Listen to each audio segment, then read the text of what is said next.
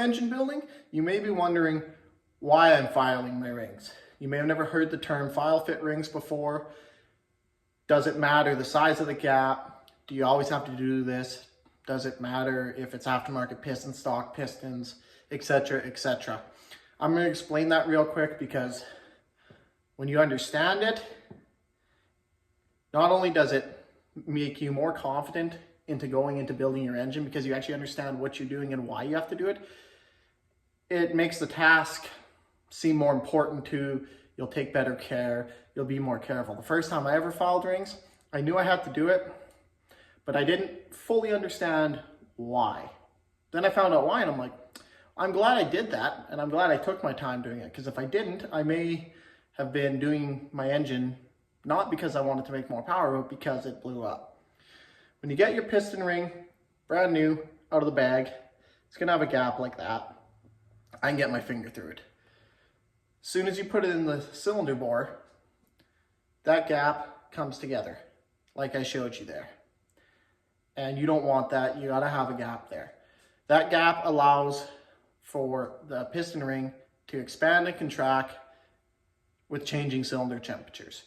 When your car, truck is sitting in the driveway overnight and hasn't been running, you're gonna have a fairly large gap of, say, in my case, 28 thou on the top ring. As soon as I start that engine up and I start warming up that cylinder, this ring begins to heat up. We know that when metals heat up, they expand. The shape of the ring causes it to expand in kind of a circular motion, I guess. It'll expand, and that gap will go from there to maybe that. So let's say, and I'm just, these numbers are totally just numbers for reference. Say you go from 28 thou when it's cold to 20 thou. You lose 8 thou. Okay, cool. So it's expanded, it's heated up, it closed up. You do a pull under full throttle, full load, and this is whether you are a boosted engine or naturally aspirated engine. Now your cylinder temperatures are going to rise even more. They're under the highest heat stresses they're going to see. This ring is seeing the highest temperatures it will see, and that ring is going to heat up even more.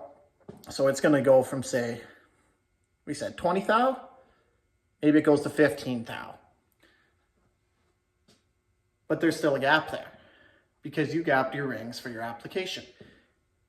Say you gap them incorrectly. You gap them for an NA engine instead of a boosted engine. Now you're doing that full load pull, 10 PSI boost, whatever it is. Highest cylinder temperatures and pressures you see, this ring will heat up enough that the ends touch. And when the ends touch, the ring flexes like that because it's got nowhere else to go.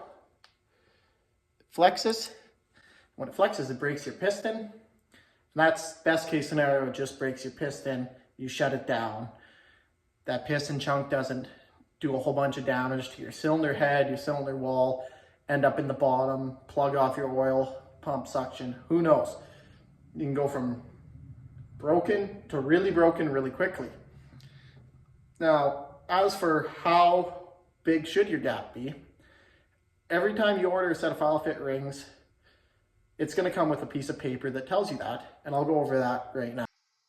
This is that sheet I was talking about. It'll come with every set of rings you get that need to be file fit, and almost any set of rings probably should come with a sheet like this. It's going to give you everything from the orientation, that's what I'm talking about with the dot, or it'll say top on it, that needs to face up when installed on the piston.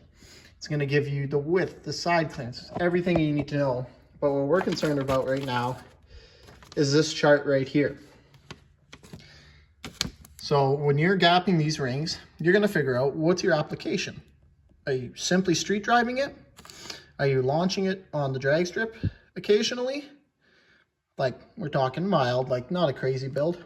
Are you drag racing or circle track racing only with it? Because that's going to be much different stresses on it than if you were doing just street pulls and mild drag race pulls, nothing crazy. Forced induction up to 15 pounds, forced induction over 15 pounds? Are you running a nitrous hit of up to 200 horsepower or over a 200 horsepower shot of nitrous?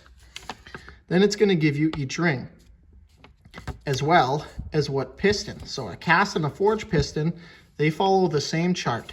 Hypotentic on the other end follows a different chart. I'll explain that after. So in my application, I'm going with the force induction over 15 pounds because I'm not 100% sure what I'm going to run for boost yet. I'd rather have a little bit of blow by when it's cold than break a piston. So what you do is you take your bore size. Mine is 4.030 inches. You multiply that by 0.007 inches. In my case, that gives me 28 thousandths. That's for the top ring. The second ring, you do the same thing. Cross it over. Force induction over 15 pounds. Bore 4.03 times 0.0075, so 7.5 thou. That gives me 30 thou.